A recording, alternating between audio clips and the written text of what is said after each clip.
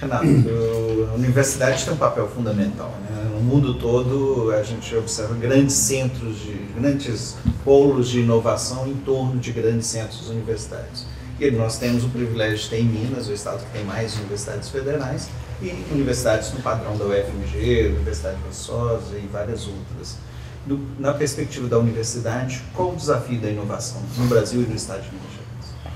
Bom, Carlos, falar depois do Mário Neto não sobra muita coisa, né? Mas o fato é o seguinte, eu começo fazendo coro e parabenizando o comércio por essa iniciativa que eu acho extremamente interessante. E o que eu diria, fundamentalmente, é o seguinte, na minha opinião, a universidade brasileira está pronta, entendeu? Para o cenário de inovação que se apresenta. O que significa isso? O Brasil ele tem tido uma produção científica tradicional, medida por publicações, basicamente, que hoje ela ocupa um espaço importante no mundo, certo? É o 13º no mundo, deixando países tradicionais para trás, mas mais importante do que isso, o Brasil é um dos países que tem maior taxa de crescimento de produção científica.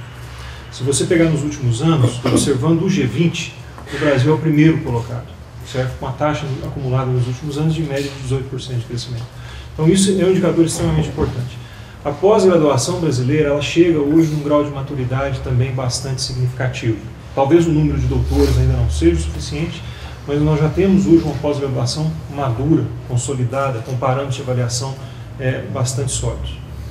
Contudo, se você olha a área de tecnologia e inovação, a ciência brasileira ainda tem um longo caminho a percorrer. Isso foi levantado aqui, é o que nos falta hoje na universidade. E por que nos falta isso? Uma das coisas que tem acontecido e que tem que acontecer para haver inovação de fato no âmbito acadêmico é a interação com as empresas, né? O nosso presidente Olavo disse que, usando as palavras dele, né, que a academia é o inimigo mortal. Tradicionalmente a universidade brasileira tem uma certa aversão à empresa, né? E o que nós estamos observando hoje é uma mudança extremamente rápida dessa situação. É isso, o diálogo com as empresas e a interação com as empresas tem ocorrido de uma forma muito rápida e muito avançada.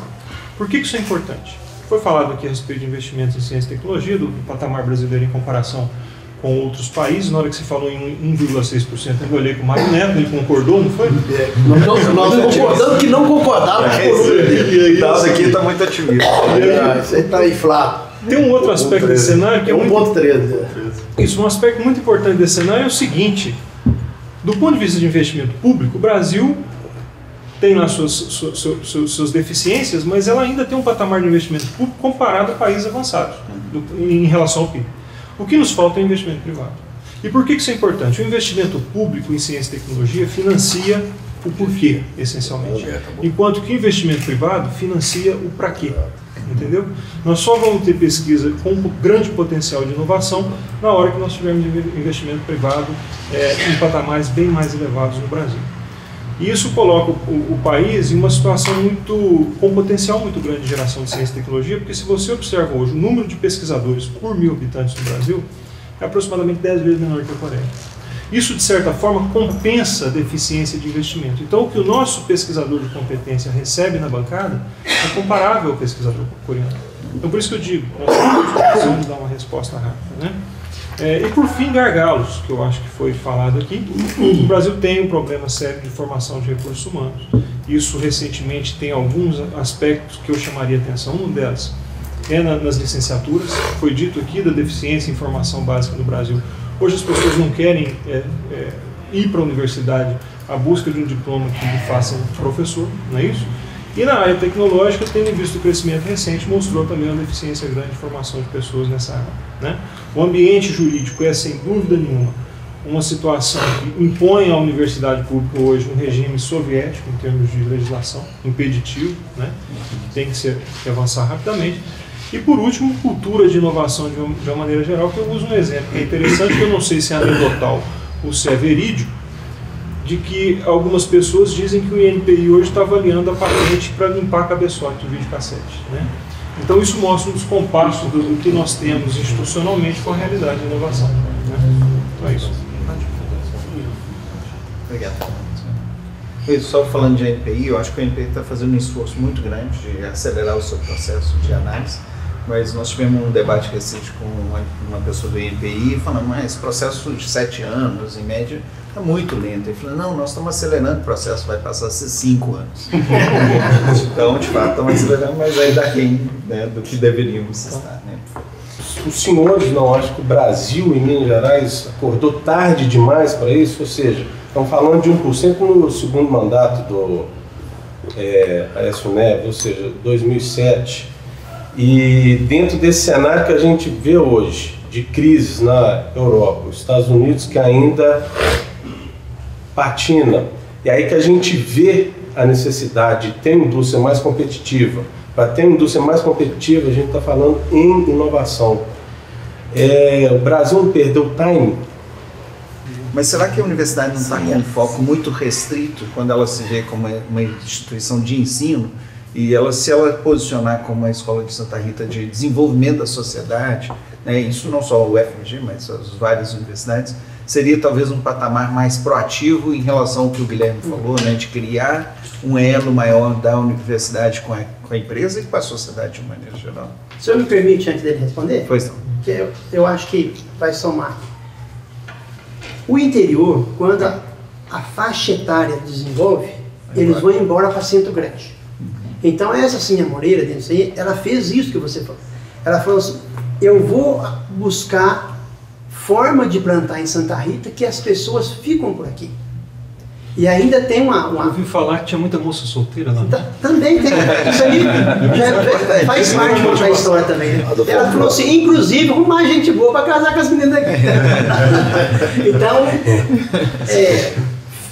isso cria foco no município, desenvolve o município, desenvolve a pessoa e vira... Guilherme, só para provocar, de forma seletiva. Resolve o local, resolve. E para o governo, me permite, para o governo, quanto mais ele consegue ajudar o município a criar sua independência, mais fácil fica para administrar. Porque senão ele não aguenta tanto o município dependendo do governo e tanto pedição.